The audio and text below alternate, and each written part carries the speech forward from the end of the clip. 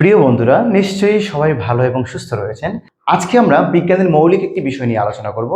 এই বিষয়টা যে শুধুমাত্র একাডেমিক শিক্ষার্থীদের জন্য প্রয়োজন শুধু তা নয়, যে কোনো শ্রেণী পেশার মানুষের জন্য যারা বিজ্ঞান মনস্ক এবং পৃথিবীকে ভালো করে বুঝতে চান, মহাবিশ্বকে ভালো করে বুঝতে চান, আমাদের অস্তিত্বকে ভালো করে বুঝতে চান, তাদের জন্য এই ক্লাসটা খুবই উপযোগী।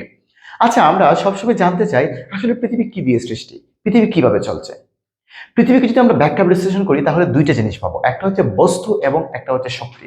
অর্থাৎ বস্তু এবং শক্তির মিথস্ক্রিয়ায় এই পৃথিবীর সকল কার্যাবলী চলছে। যদি আমরা শক্তিকে আলাদা করে রাখি, আজকে যদি আমরা শক্তির আলোচনায় না যাই তাহলে থাকবে কি বস্তু। তাহলে বস্তু কি? এক কথায় আমরা বলবো পদার্থ। পদার্থ শব্দটার সঙ্গে আমরা সবাই পরিচিত। পদার্থ কাকে বলে? যার ভর রয়েছে এবং যে স্থান দখল করে, অর্থাৎ আয়তন রয়েছে। যার আয়তন রয়েছে, স্থান দখল করে এবং ভর রয়েছে। ভর কি? ভরকে আমরা অনেক সময় ওজন অর্থ বলি, কিন্তু ওজন এবং ভর এক নয়, এটা ভিন্ন। অন্য একদিন এই আলোচনাটা আমি নিয়ে আসবো। অর্থাৎ যার ভর রয়েছে এবং যে স্থান দখল করে তাকে আমরা পদার্থ বলি। অর্থাৎ আমাদের আশেপাশে যা রয়েছে, যত কিছু রয়েছে, সবকিছু কিন্তু স্থান দখল করে। আমরা যদি বাতাসের কথা বলি, বাতাস কি স্থান দখল করে না? নিশ্চয়ই করে। আমরা যখন একটা বেলুনের ভিতরে বাতাস আমরা ভরি, আমরা যখন মুখে ফু দিই অথবা হাইড্রোজেন গ্যাস যখন আমরা বেলুনের ভিতরে বলি, বেলুনটা কিন্তু ফুলতে থাকে, বড় হতে থাকে, অর্থাৎ বাতাস ভিতরে জায়গা দখল করছে। তাহলে বাতাসও কিন্তু একটা পদার্থ। অর্থাৎ যে স্থান দখল করবে এবং যার ভর রয়েছে তাকে আমরা পদার্থ বলবো। এই পৃথিবীর আনাচেখানে যে নানান ধরনের পদার্থ রয়েছে, মাটির গভীরে, মাটির উপরে, একদম মহাশূন্যে যাওয়ার আগ পর্যন্ত, যতটুকু জায়গা পর্যন্ত আমাদের বায়ুমণ্ডল বিস্তৃত, সব জায়গায় কিন্তু পদার্থ দ্বারা বিরাজমান। তাহলে এই পৃথিবীতে বা এই মহাবিশ্বে কি পরিমাণ পদার্থ রয়েছে? এখন পর্যন্ত বিজ্ঞানীরা পৃথিবীতে 81 লক্ষ পদার্থকে আবিষ্কার করতে পারছেন। এখন এই 81 লক্ষ পদার্থের মধ্যে কোনটা রয়েছে কঠিন অবস্থায়, কোনটা রয়েছে তরল অবস্থায়, কোনটা রয়েছে বায়বীয় অবস্থায়। অর্থাৎ কোনো পদার্থ কঠিন, শক্ত, তার দৈর্ঘ্য রয়েছে, প্রস্থ রয়েছে, উচ্চতা রয়েছে, একটা নির্দিষ্ট আকার রয়েছে, আকৃতি রয়েছে, তাকে আমরা কঠিন বলবো। অবশ্যই তার ভর থাকবে এবং বল প্রয়োগে বাধার সৃষ্টি করবে। তরল কোনটা? যে পদার্থটা দেখতে কক্ষ তাপমাত্রায়, কক্ষ তাপমাত্রা বলতে বলা হয়েছে যে দিনের যে স্বাভাবিক তাপমাত্রা, এই স্বাভাবিক তাপমাত্রায় যে পদার্থটা তরল, অর্থাৎ পানির মতো, জলের মতো, তাকে আমরা কি বলবো? তরল বলবো। তরল পদার্থের কিন্তু ভর রয়েছে, সেও জায়গা দখল করে, নির্দিষ্ট আয়তন রয়েছে কিন্তু নির্দিষ্ট আকৃতি নেই। তাকে যদি আমরা কখনো বোতলে রাখি, বোতলের আকৃতি ধারণ করবে, কখনো যদি আমরা পাত্রে রাখি, পাত্রের আকৃতি ধারণ করবে, যে পাত্রে রাখা হবে সে সেই পাত্রের আকৃতি ধারণ করবে। বায়বীয় পদার্থ, এই বায়বীয় পদার্থের কিন্তু শুধুমাত্র ভর রয়েছে, কিন্তু তার নির্দিষ্ট আকারে নেই, আকৃতিও নেই, তাকে আমরা কি বলবো? বায়বীয় পদার্থ। যেমন বাতাস, বাতাস হচ্ছে একটি বায়বীয় পদার্থ। অর্থাৎ আমরা এই পৃথিবীতে যে 81 লক্ষ পদার্থ রয়েছে, এই 81 লক্ষ পদার্থের মধ্যে কোনটা কঠিন অবস্থায় রয়েছে, কোনটা তরল অবস্থায় রয়েছে, কোনটা বায়বীয় অবস্থায় বা বায়ু হিসেবে রয়েছে। এখন এই 81 লক্ষ পদার্থই কি শেষ কথা? না, 81 লক্ষই পদার্থ কিন্তু শেষ কথা না। প্রতিনিয়ত গবেষকরা, বিজ্ঞানীরা পদার্থে নতুন নতুন পদার্থের সন্ধান করছেন, অথবা রাসায়নিক বিক্রিয়ার মাধ্যমে নতুন নতুন পদার্থ সৃষ্টি করছেন। আমরা আগামী কয়েক বছর পরে হয়তো জানবো 82 লক্ষ পদার্থ হয়ে গেছে। এখন এই 81 লক্ষ পদার্থকে যদি আমরা ব্যাখ্যা এবং বিশ্লেষণ করি, ব্যাখ্যা বিশ্লেষণ করলে তার মূলে পাবো মাত্র আমরা 81 লক্ষকে আমরা বিশ্লেষণ করলে পাবো মূলে পাবো 118টি পদার্থ। অর্থাৎ এই 118টি পদার্থ দিয়েই কিন্তু 81 লক্ষ পদার্থের সৃষ্টি। বিষয়টা কেমন? বিষয়টা ধরেন আমরা যদি এই চালের গুঁড়ি, চালের গুঁড়ির সঙ্গে যদি আমরা চালের গুঁড়ির সঙ্গে যদি আমরা কি করি, চিনি মিশ্রিত করি, চিনি মিশ্রিত করে আমরা এক ধরনের পিঠা তৈরি করতে পারি। চাইলে আমরা চালের গুঁড়ির সাথে আমরা তালের যে রস আছে সেটা দিয়েও কিন্তু আমরা এক ধরনের পিঠা তৈরি করতে পারি। আমরা যদি চালের গুঁড়ির সাথে যদি আমরা নারিকেল দিই, নারিকেল দিয়ে কিন্তু আমরা এক ধরনের পিঠা তৈরি করতে পারি। অর্থাৎ এই পৃথিবীতে 118টা পদার্থ রয়েছে, 118টা পদার্থের মধ্যে একটার সঙ্গে আরেকটা, তার সঙ্গে সে, আবার তার সঙ্গে সে, একটার সঙ্গে আরেকটা মিলে মিলে কিন্তু 81 লক্ষ পদার্থের সৃষ্টি হয়েছে। অর্থাৎ এই 81 লক্ষের পদার্থের নাম হচ্ছে যৌগিক পদার্থ, এবং এই 118টা পদার্থ হচ্ছে মৌলিক পদার্থ। আবার 118টা পদার্থের মধ্যে সবগুলো পদার্থ কিন্তু যৌগিক পদার্থের সৃষ্টিতে ব্যবহৃত হয় না। এর মধ্যে প্রায় 10 থেকে 12টা পদার্থ রয়েছে, তারা কখনোই যৌগিক পদার্থ সৃষ্টি করে না, তারা সব সময় একাকী থাকে। যেমন আমরা স্বর্ণকে চিনি, স্বর্ণ একটা মূল্যবান ধাতু হিসেবে আমরা ব্যবহার করি। স্বর্ণ মুক্ত অবস্থায় থাকে, সে অন্য কোনো ধাতুর সঙ্গে যুক্ত হয়ে বা পদার্থের সঙ্গে যুক্ত হয়ে যোগ সৃষ্টি করে না। তেমনি ভাবে হিলিয়াম, নিয়ন, আর্গন, ক্রিপ্টন, এরকমভাবে কতগুলো গ্যাস রয়েছে যে গ্যাসগুলোকে আমরা নিষ্ক্রিয় গ্যাস বা নিষ্ক্রিয় পদার্থ বলি, যারা প্রকৃতির স্বাভাবিক অবস্থায় একাকী অবস্থান করে বা বসবাস করে, যারা যোগ সৃষ্টি করে না। অর্থাৎ আমরা এই পৃথিবীতে দুই ধরনের পদার্থ পেয়েছি, একটি হচ্ছে যৌগিক পদার্থ, আরেকটা হচ্ছে কি মৌলিক পদার্থ। এই যৌগিক অথবা মৌলিক পদার্থ কোনোটা কঠিন অবস্থায় থাকতে পারে, কোনোটা তরল অবস্থায় থাকতে পারে, আবার কোনোটা গ্যাসীয় অবস্থায় থাকতে পারে। আমরা এই গ্যাসীয় বা বায়বীয় একটা পদার্থের কথা বলেছিলাম। এই গ্যাসীয় বা বায়বীয় পদার্থের অন্যতম উদাহরণ হচ্ছে বায়ু বা বাতাস। এই বাতাস হচ্ছে একটা মিশ্র পদার্থ। বাতাস হচ্ছে একটা মিশ্র পদার্থ। বাতাস কেন মিশ্র পদার্থ? আমরা এখানে মৌলিক পদার্থের নাম শুনেছি, যৌগিক পদার্থের নাম শুনেছি, এখন আমরা আরেকটা স্পেশাল পদার্থের নাম শুনলাম, মিশ্র পদার্থ। মিশ্র পদার্থের মধ্যে মৌলিক এবং যৌগিক এই দুইটা পদার্থ কিন্তু একসাথে অবস্থান করে। এখন তিন ধরনের পদার্থ পেলাম।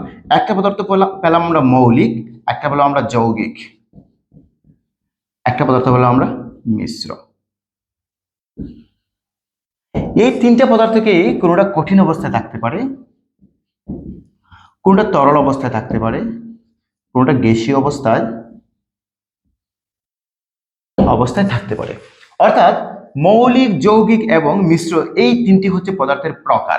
মূলত পদার্থ দুই প্রকার, মৌলিক এবং যৌগিক, কিন্তু মিশ্র হচ্ছে একটা স্পেশাল প্রকার। আর কঠিন, তরল, বায়ু, গ্যাসীয় এই তিনটা হচ্ছে পদার্থের অবস্থা। মানে একটি মৌলিক পদার্থ কঠিন থাকতে পারে, তরল থাকতে পারে, গ্যাসীয় থাকতে পারে। আবার একটা যৌগিক পদার্থ কঠিন থাকতে পারে, তরল থাকতে পারে, গ্যাসীয় থাকতে পারে। আবার একটা মিশ্র পদার্থ কঠিন থাকতে পারে, তরল থাকতে পারে, একটা গ্যাসীয় পদার্থ। মিশ্র পদার্থের অন্যতম উদাহরণ হচ্ছে বায়ু, কারণ বায়ুতে অনেকগুলো মৌলিক এবং যৌগিক পদার্থ একসাথে মিশ্রিত অবস্থায় থাকে। প্রিয় বন্ধুরা, এখন আমরা এই যে মৌলিক, যৌগিক এবং মিশ্র পদার্থ আমরা প্রকার ভেদ করেছি, এখন আমরা বাস্তবে কয়েকটা মৌলিক, যৌগিক এবং মিশ্র পদার্থকে আমরা চেনার চেষ্টা করব। আপনি যদি 118টা পদার্থের নাম আমরা জানতে চাই, আমি অল্প কয়েকটা পদার্থের নাম বলবো। প্রথমে যে পদার্থটা আসবে হাইড্রোজেনের নাম, হাইড্রোজেন H।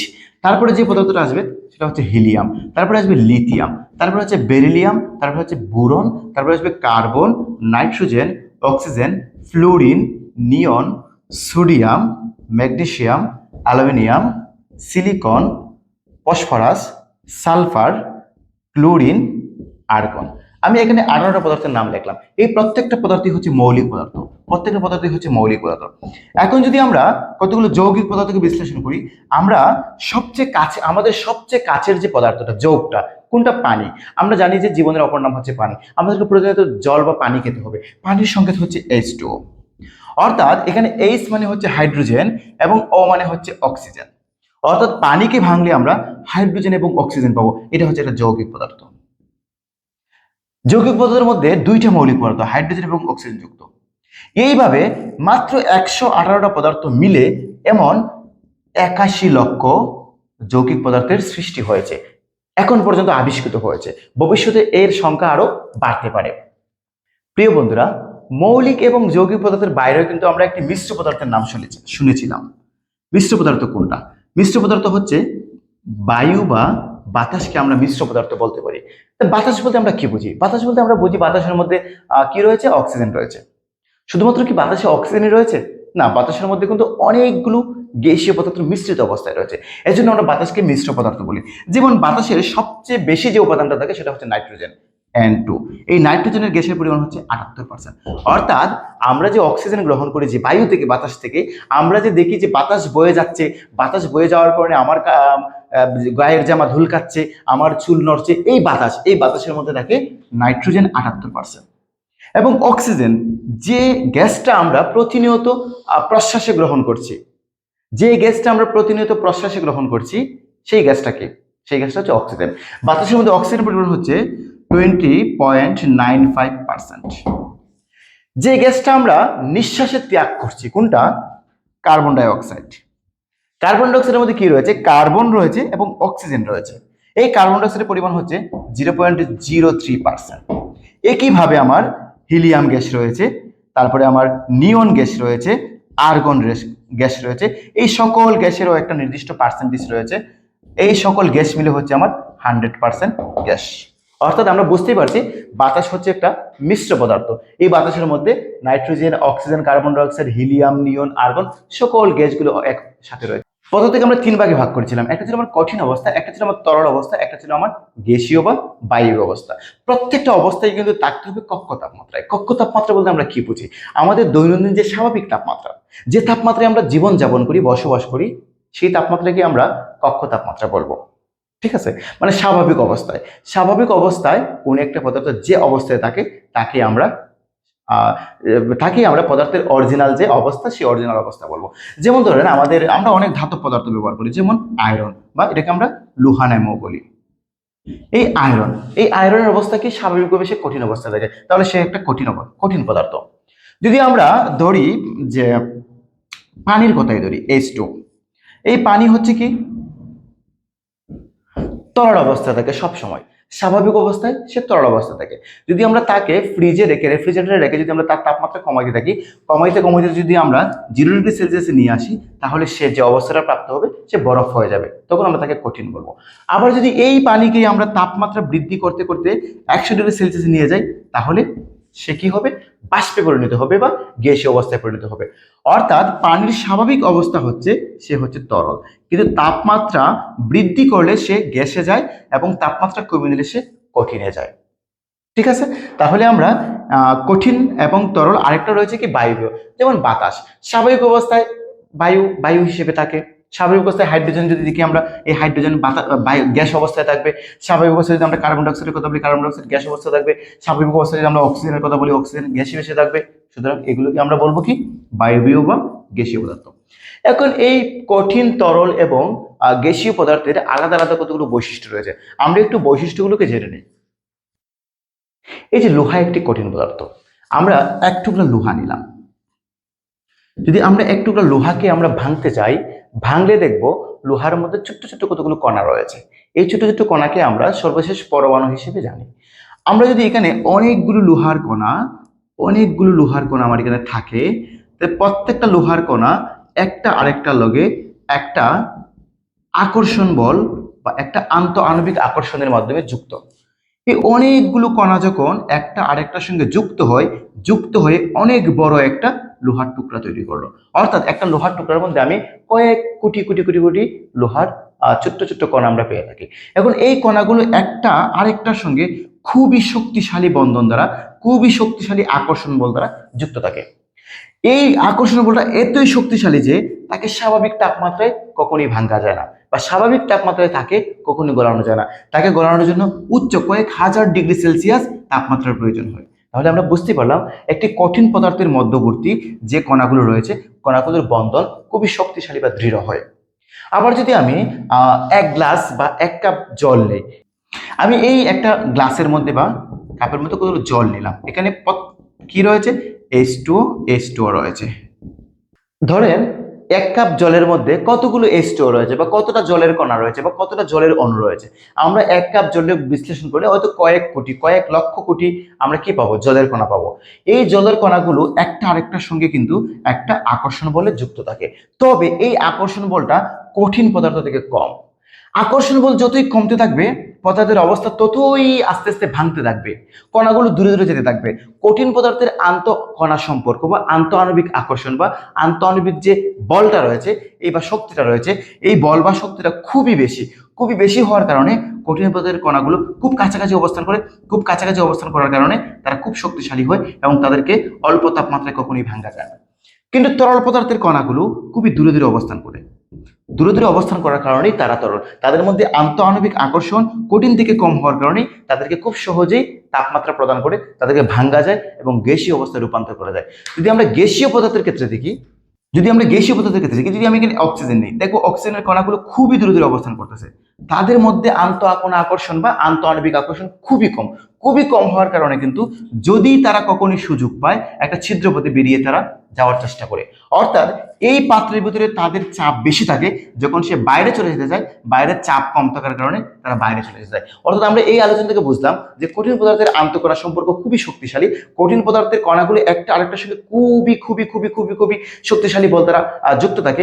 এজন্য তাদেরকে ভাঙতে খুব বেশি তাপমাত্রা লাগে, খুব বেশি তাপমাত্রায় তাদেরকে উত্তপ্ত করে তারা হয়তো তরলে পরিণত হতে পারে। তরল পদার্থের কণাগুলি একটু দূরে দূরে থাকে, তাদের মধ্যে আকর্ষণ শক্তি বা আন্তঃকণা সম্পর্ক কঠিন থেকে কম, এবং বায়বীয় পদার্থগুলোর আন্তঃকণা আকর্ষণ বা আন্তঃকণা শক্তিটা আরো কম। প্রিয় বন্ধুরা, আমরা এতক্ষণ ধরে পদার্থের কঠিন, তরল, বায়বীয় তিনটা অবস্থা সম্পর্কে জেনেছি, পাশাপাশি পদার্থের তিনটা প্রকারের কথাও জেনেছি। আজকে আমরা পদার্থের একটা বিশেষ বৈশিষ্ট্যের কথা জানবো। পদার্থের এই বিশেষ বৈশিষ্ট্যের নাম হচ্ছে ব্যাপন। এখন গ্রীষ্মকাল চলছে, ধরুন আপনার বাসায় একটি কাঁঠাল গাছ রয়েছে। একটি কাঁঠাল গাছের উপরে ধরুন পেকেছে, তো আপনি গাছের নিচে গেলেই কিন্তু বলতে পারতেন গাছে নিশ্চয়ই এটা কাঁঠাল পাচ্ছে, এই কে কোথায় আছে কাঁঠালটা পারো। কিভাবে আপনি বুঝতে পারলেন? কাঁঠালের একটা সুন্দর ঘ্রাণ আপনার নাকের মধ্যে এসে পৌঁছেছে।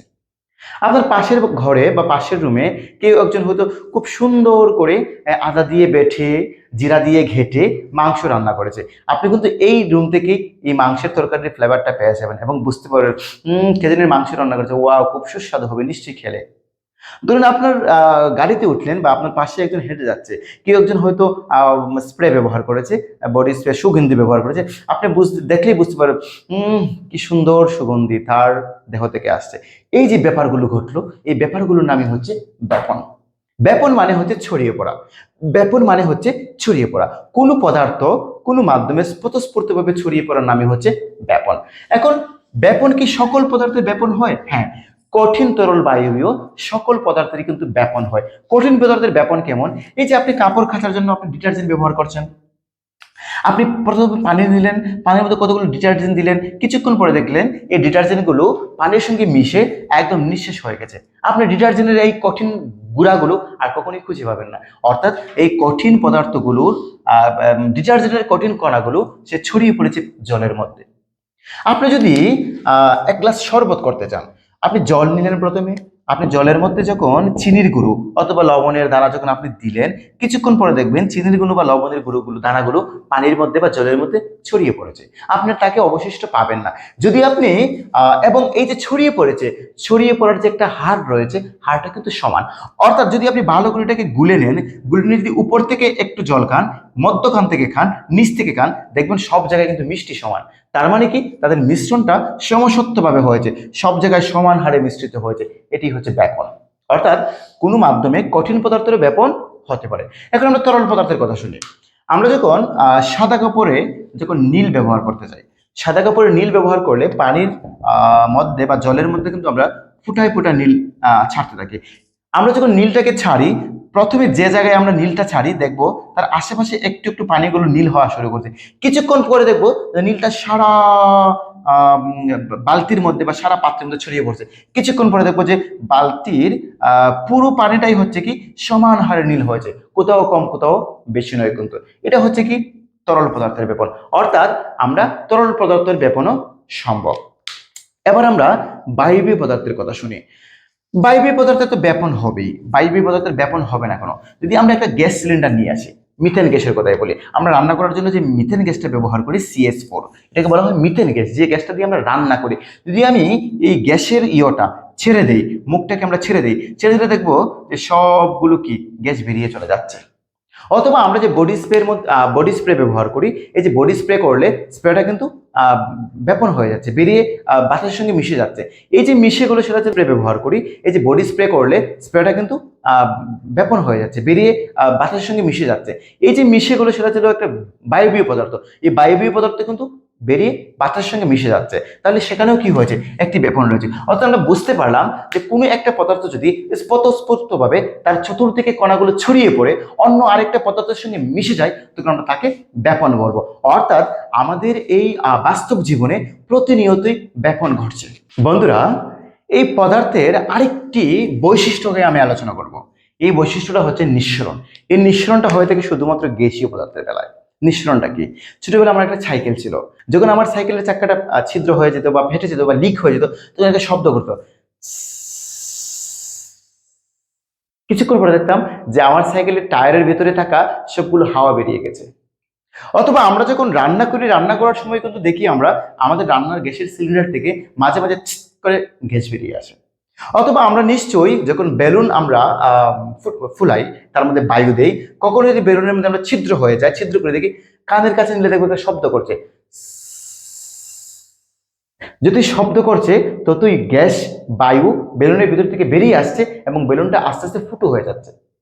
এই যে বেলুনের ভিতর থেকে বা সাইকেলের চাকার ভিতর থেকে অথবা গ্যাস সিলিন্ডারের ভিতর থেকে সজোরে গ্যাসীয় পদার্থ বেরিয়ে আসছে, এই বেরিয়ে আসার প্রক্রিয়ার নামই হচ্ছে নিঃসরণ। যদি আমরা সংজ্ঞার কথা বলি, যে উচ্চচাপের স্থান থেকে নিম্নচাপের স্থানে গ্যাসীয় পদার্থের সজোরে বেরিয়ে আসার প্রক্রিয়াকেই নিঃসরণ বলে। এই নিঃসরণে কিন্তু প্রতিনিয়ত আমাদের এই বাস্তব জীবনে ঘটছে। এই যে আমরা স্প্রে ব্যবহার করেছিলাম আর সুগন্ধি ব্যবহার করেছিলাম, এই সুগন্ধি যখন আমরা স্প্রে করেছিলাম, প্রথমে কিন্তু সুগন্ধির বোতল থেকে সুগন্ধির যে বায়ুটা রয়েছে, বাতাসটা রয়েছে, বাতাসটা কিন্তু বেরিয়ে আসছিল এবং যখন বেরিয়ে আসছে তখন নিঃসরণ হয়েছে। নিঃসরণ হওয়ার পরে যখন সেটা ছড়িয়ে পড়েছে তখন সেটা ব্যাপন হয়েছে। এখন আমাকে হয়তো নিশ্চয়ই আপনাদের মনে প্রশ্ন জাগতে পারে যে এই যে সুগন্ধি, সুগন্ধি যখন আমার কার ভিতরে থাকে, বোতলের ভিতরে থাকে অথবা দিয়াশ লাইট বা গ্যাস লাইট যেটাকে আমরা বলি, তখন আমরা আগুন ধরাই, যখন আমরা এটার একটা চাকা রয়েছে, চাকার মধ্যে আমরা আমরা যখন টিপ দিই, টিপ দিলে দেখি দিয়াশ লাইটের ভিতরে যে গ্যাসটা রয়েছে, গ্যাসটাকে আমরা তরল হিসেবে দেখি। আমাদের মনে প্রশ্ন জাগতে পারে, আমরা তো বলি গ্যাস লাইট বা গ্যাস, কিন্তু পানি দেখা যায় তরল। তরল কেন? তরল কেন? এই যে আমরা গ্যাস ব্যবহার করি CH4 বা মিথেন গ্যাস, এটাকে বলা হয় এলপিজি গ্যাস। এলপিজি গ্যাস মানে কি? এলপিজি গ্যাস মানে হচ্ছে লিকুইফাইড পেট্রোলিয়াম গ্যাস, মানে তরলজাত পেট্রোলিয়াম গ্যাস, তরল। তার মানে কি, বোতলের ভেতরে যখন গ্যাসটা থাকে তখন সেটা আর গ্যাসীয় বা বায়বীয় থাকে না, তখন সেটা তরল হয়ে যায়। এর কারণ হচ্ছে যখন আমরা গ্যাসকে উচ্চ চাপ দিই, চাপ দেই বেশি করে, চাপ বৃদ্ধি করি, উচ্চ চাপে গ্যাসের কণাগুলো আস্তে আস্তে ঘনীভূত হয়। ঘনীভূত হলে তার যে আকৃতি গ্যাসীয় ছিল, গ্যাসীয় থেকে সে তরলে রূপান্তর হয়। অর্থাৎ গ্যাসটা যখন সিলিন্ডার থেকে বেরিয়ে আসে তখন সে কি হয়? গ্যাস হয়। কিন্তু সিলিন্ডারের ভিতরে যখন ছিল তখন সে তরল ছিল। তদ্রূপভাবে দিয়াশলাইয়ের ভিতরে যখন গ্যাস ছিল তখন উচ্চ চাপে ছিল, উচ্চ চাপে থাকার কারণে তার আকার ছিল বা আকৃতি ছিল তরল। যখন সেটা বের হয়ে চলে আসছে তখন সেটা গ্যাস হয়ে গেছে। তদ্রূপভাবে যখন আমরা স্প্রে করি আমাদের দেহের মধ্যে, আমাদের স্প্রের বোতলের মধ্যে কিন্তু যে সুগন্ধি পদার্থটা থাকে সেটা দেখতে তরল দেখায়, কিন্তু যখন আমরা স্প্রে করলে সেটা বেরিয়ে আসে তখন কিন্তু সেটা গ্যাসীয় হয়ে যায়। অর্থাৎ নিঃসরণের সংজ্ঞাই হচ্ছে উচ্চ চাপের স্থান থেকে গ্যাসীয় পদার্থ নিম্ন চাপের স্থানে যখন সজোরে বেরিয়ে আসে তখন সেটাকে নিঃসরণ বলে। নিঃসরণের পরেই কিন্তু ব্যাপন হতে শুরু করে। প্রিয় বন্ধুরা, আমরা পদার্থের তিনটা অবস্থার কথা শুনেছি, কঠিন, তরল, বায়বীয়। আচ্ছা, কখনো কি এমন হয় যে পদার্থের এই তিনটা অবস্থাকে আমরা একসাথে দেখতে পাই, যে একই সাথে কঠিন, একই সাথে তরল এবং একই সাথে বায়বীয়? হ্যাঁ, এই তিনটা অবস্থাকে যদি আমাকে একসাথে দেখতে হয় তাহলে আমাদেরকে একটা মোমবাতি জ্বালাতে হবে। নিশ্চয়ই আমরা সবাই মোমবাতি চিনি। আমি অবশ্যই একটা মোমবাতি আঁকার চেষ্টা করছিলাম, কিন্তু আমি ভালো করে আঁকতেও পারছি না। এই যে মোমবাতিটা যখন আমরা আহ জ্বালাবো, এই হচ্ছে আমার একটা মোমবাতি আমি জ্বালিয়ে ফেললাম। যখন মোমবাতির মধ্যে আমি আগুন দিব, দেখবো যে এই যে আমার কাছে একটা আস্ত মোম রয়েছে, মোমটা দাঁড়িয়ে আছে, এই মোমটা হচ্ছে কঠিন পদার্থ। যখন আগুনে জ্বলছে মোমটা, জ্বলার সময় দেখবো আমরা মোমটা ফুটো ফুটো হয়ে নিচে পড়ছে, সেটা তরল পদার্থ ছিল। কিন্তু মোমের উপরে যদি আমি হাত দিই, জ্বলন্ত মোমের উপরে, দেখবো আমার হাতের মধ্যে কিন্তু এক ধরনের জলীয় বাষ্প জমা হচ্ছে, পানি জমা হচ্ছে, পানি কণা। যখন আমি হাত দিয়ে কিছুক্ষণ সময় ধরবো, দেখবো পানিগুলো জমা হওয়ার পর হাতটা সরিয়ে নিলে যে পানিগুলো শক্ত হয়ে গেছে, শক্ত হয়ে ছোট ছোট মোমের কণা আমার হাতের মধ্যে লেগেছে। অর্থাৎ এই যে বাষ্প ছিল, বাষ্প মূলত ছিল কি? বাষ্প মূলত মোম ছিল। অর্থাৎ সেখানে আমরা কি পেয়েছি? গ্যাসীয় মোম, তরল মোম। প্রিয় বন্ধুরা, মোমবাতি প্রজ্বলন করলে আমরা পদার্থের তিনটি অবস্থা, কঠিন, তরল এবং বায়বীয় বা গ্যাসীয়, একই সাথে দেখতে পারি। গলন কি? গলন হচ্ছে একটা কঠিন পদার্থ রয়েছে আপনার কাছে, এটাকে তাপমাত্রা বৃদ্ধি করলেন, তাপ দিলেন, তাপ দিলেই তাপমাত্রা বৃদ্ধি পাবে, তাহলে এই কঠিন পদার্থটা কি হবে? আস্তে আস্তে ভেঙে সে তরল হবে। অর্থাৎ তাপ প্রয়োগ করে একটা কঠিন পদার্থকে তরল পদার্থে রূপান্তরের নাম হচ্ছে গলন। অর্থাৎ কঠিন ছিল, আপনি এটাকে তাপ দিলেন, তাপ দিলে কি হবে? সেটা তরল হবে, এই প্রক্রিয়ার নাম হচ্ছে গলন। আবার তরল ছিল, তরলকে আপনি আরো তাপ দিলেন, তারপরে সে কি হলে বায়বীয়, এটার নাম হচ্ছে আপনার স্ফুটন। অর্থাৎ আমরা কি বুঝলাম, একটা কঠিন পদার্থকে তাপ দিয়ে তরল পদার্থে রূপান্তর করার নাম হচ্ছে গলন, এবং একটি তরল পদার্থকে তাপ দিয়ে বায়বীয় পদার্থে নেওয়ার নাম হচ্ছে স্ফুটন। অর্থাৎ একটি কঠিন পদার্থকে পর্যায়ক্রমে তাপ বৃদ্ধি করে প্রথমে তার গলন হবে, তারপরে তার স্ফুটন হবে। প্রথমে কঠিন থেকে তরলে যাবে, আবার তরল থেকে বায়বীতে যাবে। যদি আমরা আবার তাপ সরিয়ে নেই, উল্টা প্রক্রিয়া হতে পারে। বায়বীয় পদার্থ যদি আমরা তাপটা সরিয়ে নেই, সেটা তরল হবে, আবার তরল থেকে যদি তাপ সরিয়ে নেই, তাহলে সেটা কঠিন হবে। আমি পানির ক্ষেত্রে বিষয়টা বলেছিলাম যে পানি স্বাভাবিকভাবে যদি আমরা বাষ্প করে অর্থাৎ তাপমাত্রা বৃদ্ধি করি 100 ডিগ্রি সেলসিয়াসের কাছাকাছি নিয়ে যাই, তাহলে দেখবো যে পানিটা আস্তে আস্তে বাষ্প হয়ে যাচ্ছে। এবং এই বাষ্প থেকে যদি আবার তাপমাত্রা কমিয়ে নিয়ে আসলে দেখবো আস্তে আস্তে সেটা পানিতে পরিণত হচ্ছে। এবং তাপমাত্রা কমাতে কমাতে কমাতে যদি আমি 0 ডিগ্রি সেলসিয়াসে নিয়ে আসি, দেখবো সেটা আবার বরফ হয়ে গেছে। এভাবে তাপ বৃদ্ধির মাধ্যমে আমরা পদার্থের অবস্থার পরিবর্তন করতে পারি। অর্থাৎ কঠিন পদার্থকে তাপ দিলে তরলে রূপান্তরিত হওয়ার নাম হচ্ছে গলন, এবং তরলকে তাপ দিলে বায়বীয় পদার্থে রূপান্তরের নাম হচ্ছে স্ফুটন। এখন এই গলন এবং স্ফুটনের সঙ্গে আরো দুইটি জিনিস জড়িত, একটা হচ্ছে গলনাঙ্ক, একটা হচ্ছে স্ফুটনাঙ্ক। তাহলে গলনাঙ্ক কি? গলনাঙ্ক হচ্ছে একটা কঠিন পদার্থ যে তাপে তার গলন হয়, এটা হচ্ছে প্রক্রিয়া, আর এটা হচ্ছে তাপমাত্রার পরিমাণ।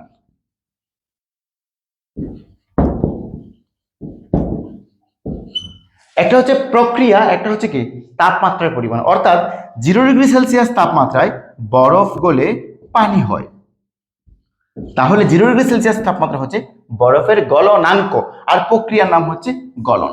স্ফুটনাঙ্ক, যে তাপমাত্রায় একটি তরল পদার্থ গ্যাসীয় অবস্থায় রূপান্তর হয় তাকে বলা হয় স্ফুটনাঙ্ক, আর প্রক্রিয়ার নাম হচ্ছে স্ফুটন। একটা হচ্ছে তাপমাত্রার পরিমাণ, আর একটা হচ্ছে প্রক্রিয়া। অর্থাৎ আমরা বুঝতে পারছি যে যে তাপমাত্রায় একটি কঠিন পদার্থ তরলে রূপান্তর হয় তাকে বলা হয় গলনাঙ্ক, যে তাপমাত্রায় একটি তরল পদার্থ বাষ্পে রূপান্তর হয় তাকে বলা হয় স্ফুটনাঙ্ক। প্রিয় বন্ধুরা, এই পদার্থের আরেকটা স্পেশাল বৈশিষ্ট্য রয়েছে। যেমন আমরা পাতন কথাটা শুনছিলাম। পাতন কি? পাতন হচ্ছে যে কোনো একটা পদার্থকে তাপ দিয়ে সেটাকে বাষ্পে নেওয়া, সেটাকে আমরা বলবো বাষ্পীভবন। আবার তাপ সরিয়ে নিলে এটা আবার আগের অবস্থায় ফিরে আসে, তাকে আমরা বলবো ঘনীভবন।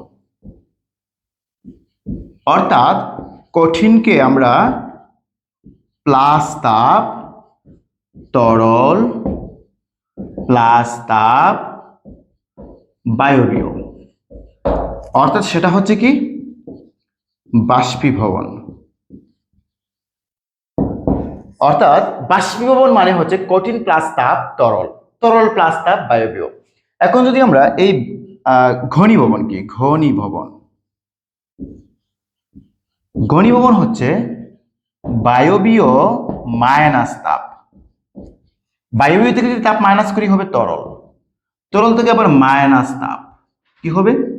কঠিন। এই বাষ্পীভবন এবং ঘনীভবন দুটোকে একসাথে বলা হয় পাতন।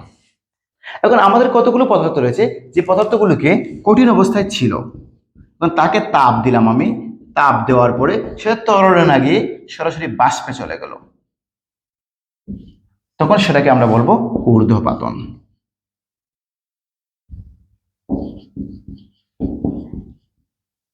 ঊর্ধ্বপাতন মানে কি? কঠিন প্লাস তাপ সমান বাষ্প, কঠিন প্লাস তাপ সমান বাষ্প। অর্থাৎ কঠিন পদার্থকে তাপ দিলে সে তরল না হয়ে সরাসরি বাষ্পে চলে যায়। এই যে দেখুন তো, আমরা মশার কয়েল আমরা ব্যবহার করি। এই যে মশার কয়েলটা কিন্তু একটা কঠিন পদার্থ। আমরা যখন সেটাকে আমরা আগুন দিয়ে জ্বালানোর পরে আগুনের সাথে কিন্তু ধোঁয়া হয়ে কয়েলের যে মূল উপাদানটা আছে সেটা উড়ে যায়, এখানে আমরা তরল পদার্থ পাই না। যদি আমরা নেপথালিন অথবা ধূপ, এই যে ধূপ আমরা ধোঁয়া তৈরির জন্য জ্বালাই, যদি আমরা আগুনের মধ্যে ধূপটা দিই, ধূপটা দেওয়ার পরে কিন্তু ধূপের অবশিষ্ট যে অংশ ছাই থাকে, কিন্তু ধূপের যে মূল উপাদানটা রয়েছে সেটা কিন্তু বাষ্প করে উড়ে যায়, সেখানেও আমরা কোনো তরল পদার্থ পাই না। এই যে কার্বন ডাইঅক্সাইড রয়েছে, কঠিন কার্বন ডাইঅক্সাইড, এই কঠিন কার্বন ডাইঅক্সাইডকে যদি আমরা তাপ দিই, তাপ দিলে দেখবো যে কঠিন কার্বন ডাইঅক্সাইডটা তরলে রূপান্তরিত না হয়ে সরাসরি বাষ্পে চলে গেছে। তাহলে এই প্রক্রিয়াটিকে আমরা বলবো কি? ঊর্ধ্বপাতন। আমাদের প্রিয় বন্ধুরা, আপনাদেরকে আমি একটা ইংস দিলাম যে আপনাদের চারপাশে কতগুলো পদার্থ রয়েছে যে ঊর্ধ্বপাতী পদার্থ, যাদের তাপ দিলে কঠিন থেকে তরলে না গিয়ে সরাসরি বাষ্পে চলে যায়। আপনারা খুঁজে বের করবেন, আমাদের কমেন্ট বক্সে জানিয়ে দিবেন আপনারা কোন কোন পদার্থকে ঊর্ধ্বপাতী পদার্থ হিসেবে পেলেন। ধন্যবাদ সবাইকে। আজকে ক্লাস এখানে সমাপ্ত করলাম।